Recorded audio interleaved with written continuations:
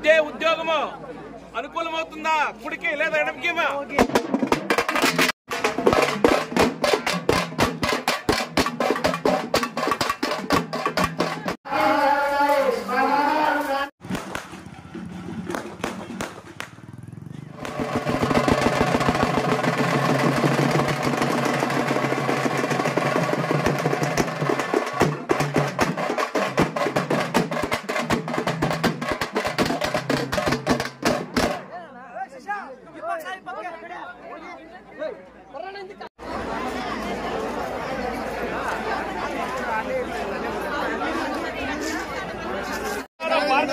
ఇష్టపడ్డాడే ఆ ఉడికి దక్కుందా?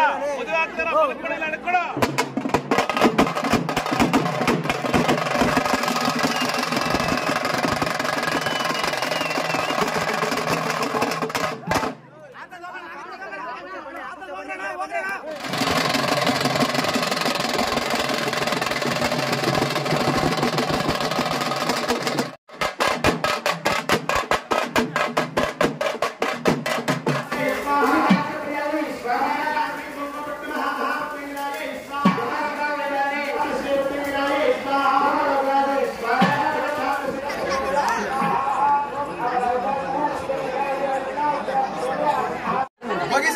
फोटो ले ले रोक लो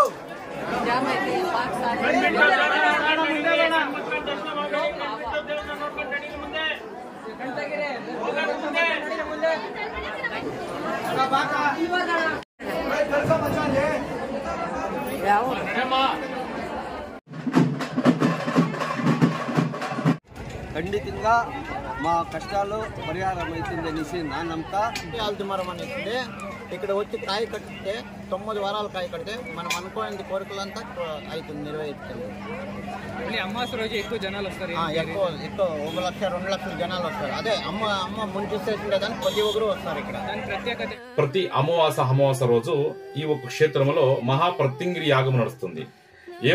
ఏమి ఒక ప్రత్యంగిరి యాగం విశేషత అంటే, మనిషికి హాస్పిటల్లో నయం కానిట్లా ఒక సమస్యలు, తొందరలో, దోషాలు ఈ ఒక మహాయాగానికి భాగవహిస్తే మనకి ఆ దోషాలు పరిహారం అవుతుంది. ఏదప్ప దోషాలంటే నరదృష్టి, నరఘోష, వామాచారము, భూత ప్రేత బాధలు, శత్రువుల బాధలు, హితశత్రువుల బాధలు, ఆరోగ్యంలో తొందరలు, వ్యవహారంలో తొందరలు, పిల్లలు కానిట్ల పెళ్లి కానిట్ల వాళ్ళకి ఒక్కటి కాదు, మానవ జన్మలో ఉన్నట్ల అన్ని సమస్యలకును ఈ ఒక క్షేత్రంలో పరిహారం దొరుకుతుంది.